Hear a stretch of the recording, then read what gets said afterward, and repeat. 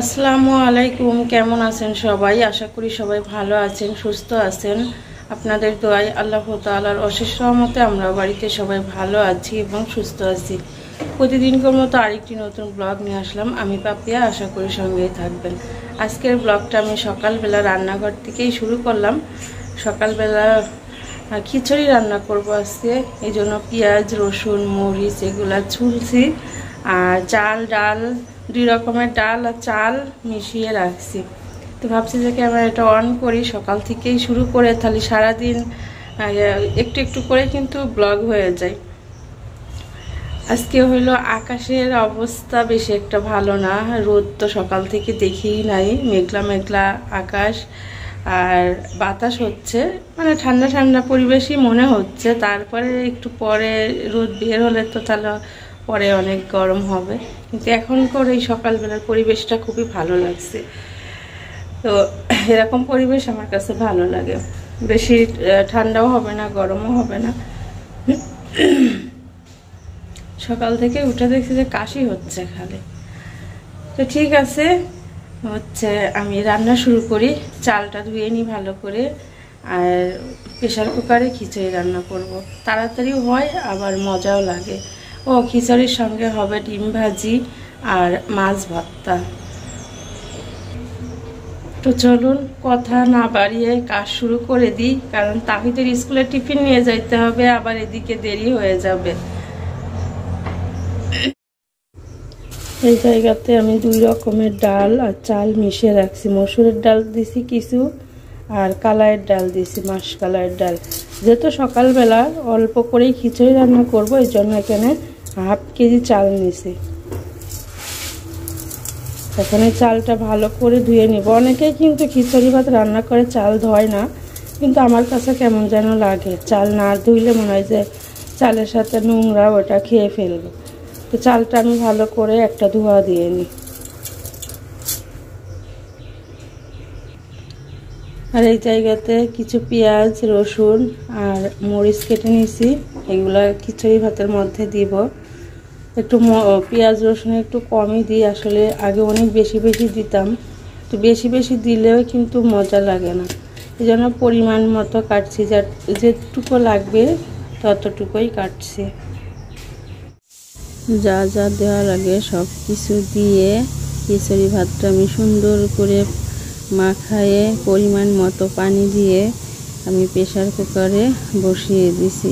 ভাতও হয়ে গেছে, একটা শীষ উঠছে, আর একটা শীষ উঠলে আমার ভাত হয়ে যাবে। খিচুড়ির সাথে আজকে সকালবেলার খাবার হবে মাছ ভর্তা আর এই যে ডিম ভাজি। মাছ ভর্তা করার জন্য শুকনো মরিচ, কিছু পেঁয়াজ, কিছু রসুন এখানে ছুলে নিছি, আর যে মাছ সুন্দর করে ধুয়ে লবণ হলুদ দিয়ে মাখায় রাখছি। এখানে একটা ডিম ভেঙে নিছি, ডিমটা ভাজি করব আর এই মাছগুলো ভর্তা করব। খিচুড়ি কিন্তু এমনি এমনি ভালো লাগে না, যে কোনো একটা জিনিস হলেই কিন্তু ভালো লাগে, হয়তো ডিম ভাজি নাই, ভর্তা নাই, মাছ ভাজা, মাংস, যেটাই হোক হবাই লাগে, এমনি এমনি খাওয়া যায় না। তো ঠিক আছে, এইগুলা ভেজে রেডি করে নিই, তারপরে ভর্তা করে নেব আর ডিমটা ভাজি করে নেব। এখন বাজে সকাল 9:30, আর আমি এখন খেতে বসলাম। বলাই তো হয়নি যে আমার বাড়ি কে আসছে বেড়াতে। আমার ছোট বোন আসছে, তার ছোট্ট ছেলেকে নিয়ে শুয়ে আছে। ওরা খাওয়া দাওয়া করে ফ্যানের নিচে শুয়ে আছে। আমি স্কুল থেকে আসলাম, এসে যে খাওয়ার জন্য বসলাম। তাহিদ তো অর্ধেক ভাত খাইছে, অর্ধেক ঘুরা খাইছে। তাহিদের জন্য খিচুড়ি আর ডিম ভাজা টিফিন নিয়ে গেছিলাম, আর ঈদের জন্য মাছ ভর্তা আর খিচুড়ি। হ্যাঁ, আজকে একটু মাছ ভর্তা বেশি ঝাল হয়েছে না নিপা? ঝাল হয়নি, কত লাল টকটকা দেখা যাচ্ছে। আমার কাছে তো মনে হলো যে ঝাল হয়েছে।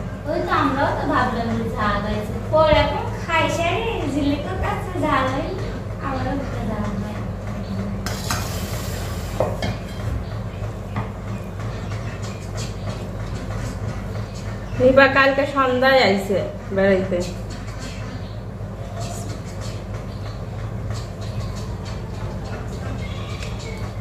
মনে হচ্ছে বৃষ্টি হবে, আকাশে অনেক মেঘ।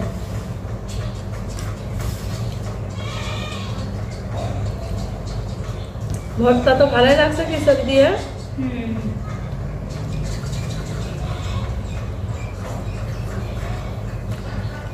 সকালবেলা এখন শুকনা খাবার কার কার ভালো লাগে বলেন কমেন্টে।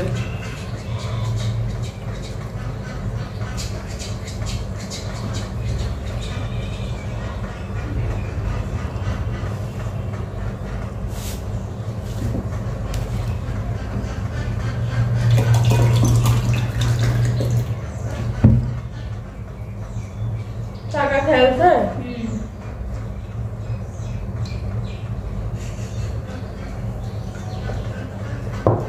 নিপা সাওয়াল এখন ভদ্র হয়ে গেছে, কান্নাকাটি কম করে, খালি খেলা করে শুয়ে শুয়ে। পরে দেখাবো না, আমার মেহমানকে পরে দেখাবো না, আমরা খাওয়া দাওয়া করে নিই তারপরে মেহমানকে দেখাবো না। এই মেহমান কি খিচুড়ি খাইছে? খাইয়ে দেয় খেলা খাচ্ছে 2বার খাইছে, 2বার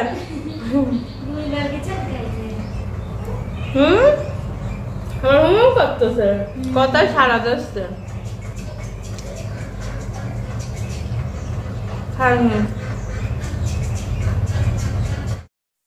খাওয়া দাওয়া তো করলাম, এখন ঘরগুলো তো ঝাড়ু দিতে হবে। খাওয়া দাওয়া করে আমি আগে একটু ফ্যানের নিচে শুয়েছিলাম। সত্য কথা, আমার সকাল থেকে কাজ করতে এত গরম লাগছে। তারপরে হলো বোরকা পরে তাহিদের স্কুলে গেছি, তারপরে বাজারে নামছি, বাজার করছি, করে এসে মনে হচ্ছে আমার দম আটকায় আসতেছে, এত গরম লাগছে।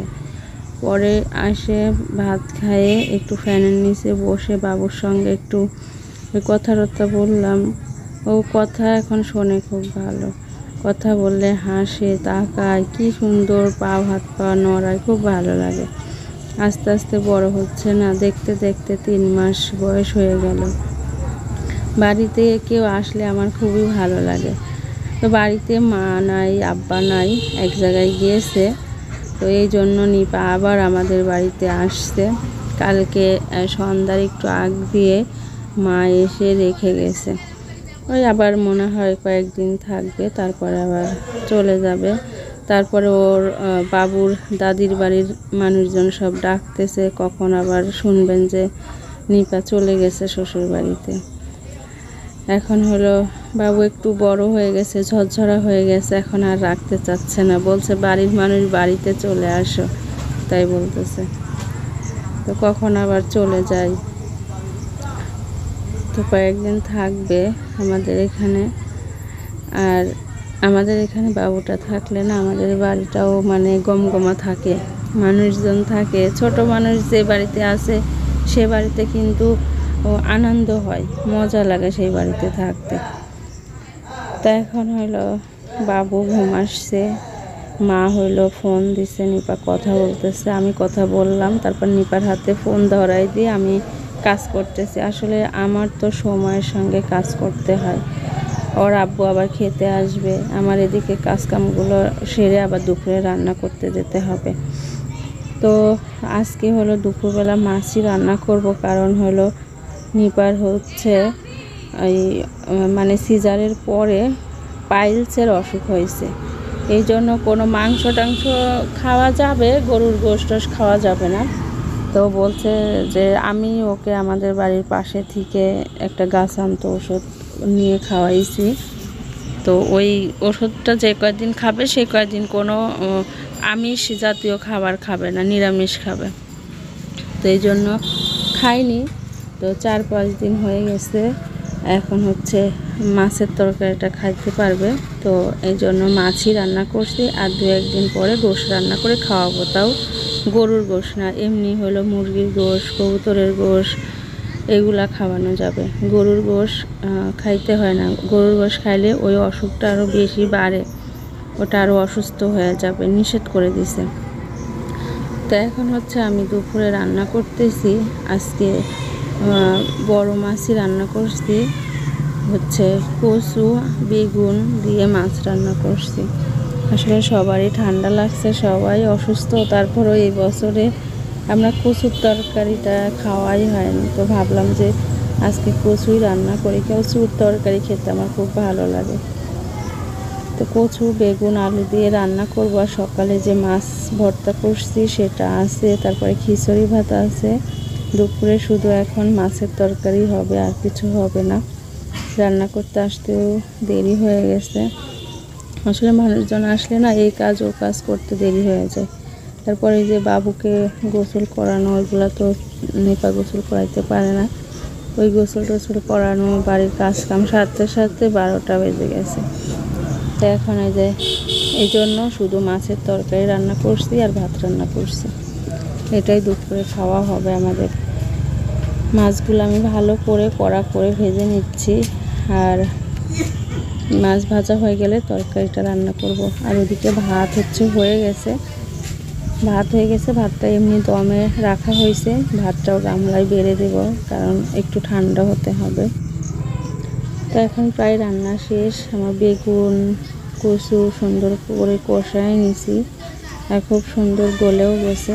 পরিমাণ মতো পানি দিয়ে মাছগুলা দিয়ে একটু ফুটায় তারপরে হলো তরকারিটা নামিয়ে দিব।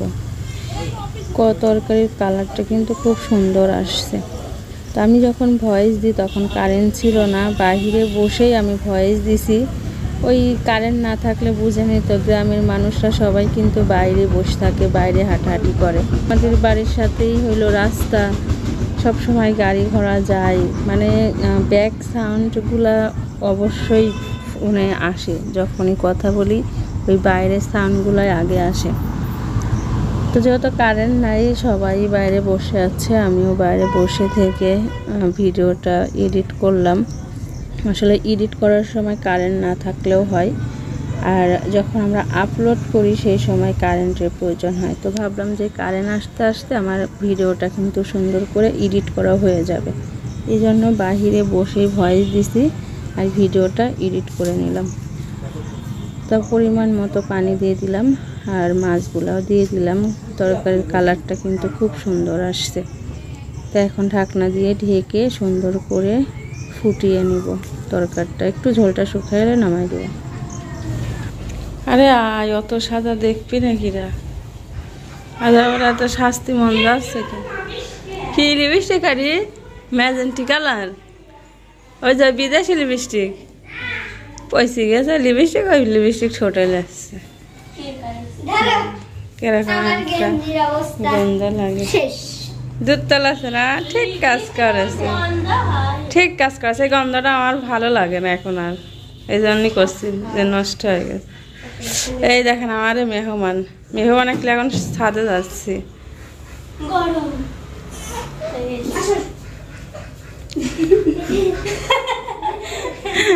এই মেহমান, এই পুচকি মেহমানটা খালি বাইজারে।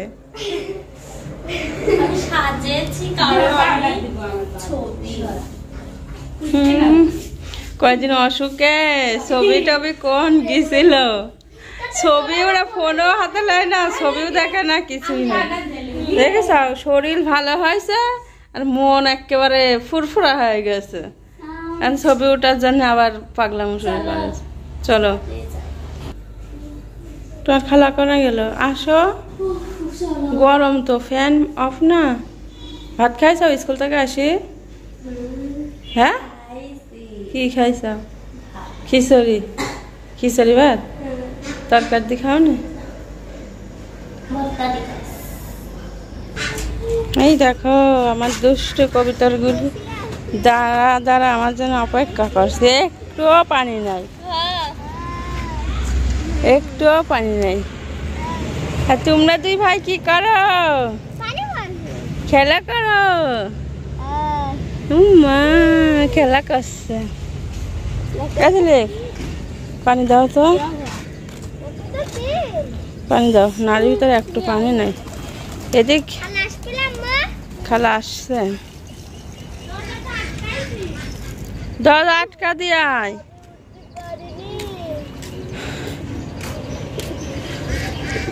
গো মানি হ্যাঁ খাওয়ার জন্য উড়াউড়ি করতেছে। বাবু এই গম ডালি আয় তো ওইটা ব্যাগে, ওই কর্নারের ওই ব্যাগে। হ্যাঁ হাঁসকে একটু দে তো নিপা, দে ওই তেনাগুন আমার কাছে দে।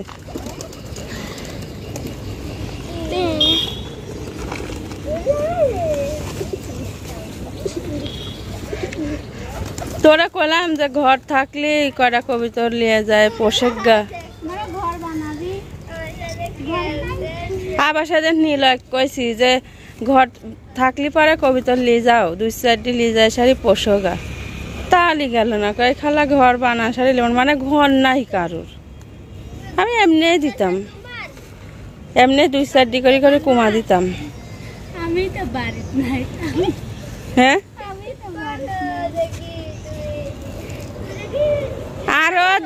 আরো দে ওরে সি, এই কটাই তোরা জ্ঞানই ফেরে না।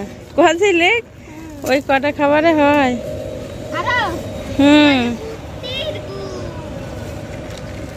দেখছিস না দিয়ার সাথে সাথে শেষ হয়ে যাচ্ছে। ওইদিকে হাঁস প্যাক প্যাক করছে না খাবার জন্য।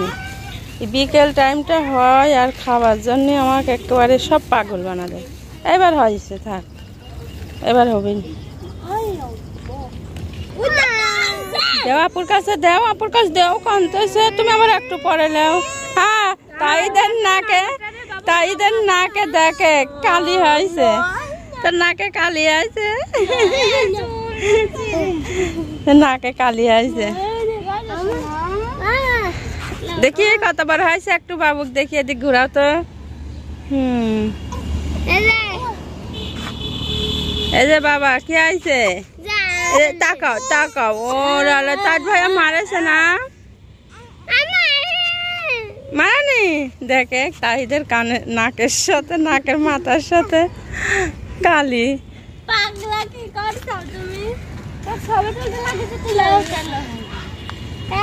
তোরা তারা সবই তুলি আমি। আরে বাবুক ভালো করিলে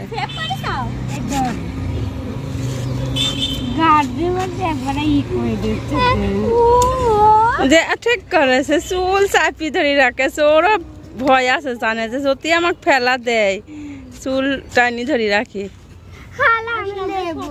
এই যে এই দেখেন আমার বাবু কত বড় হয়ে গেছে। আল্লাহ এবার ফোনের দিক তাকাইছে। তুমি কত কও, সালাম দাও, আসসালামু আলাইকুম, সালাম দাও, সালাম দাও। ডিস্টার্ব করে কিসের জন্য? তাও খালি ডিস্টার্ব করে। আলহামদুলিল্লাহ গাড়িগুলো যাচ্ছে, কি সুন্দর দেখা যাচ্ছে।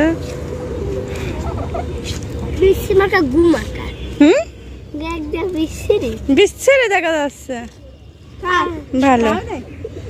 আজিলিক তোর ভিজা সালোয়ার পারি বয়সে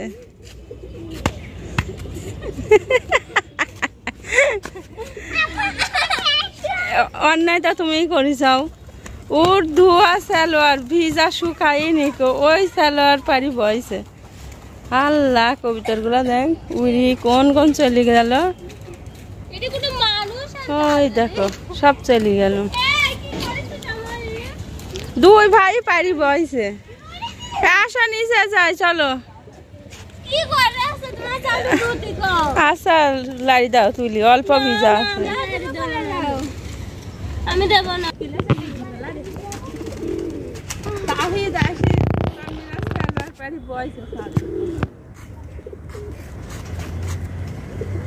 চলো নিচে যাই, আসো।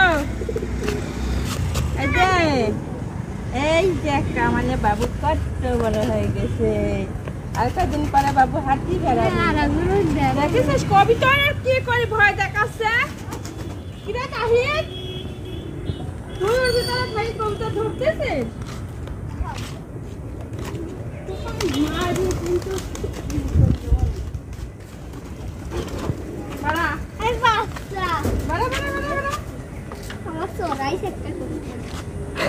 গ্লাস হাত করে দাও। ওরা এখন খাইছে, বাচ্চা খাওয়াবে। ও আম্মু চলো রোদ।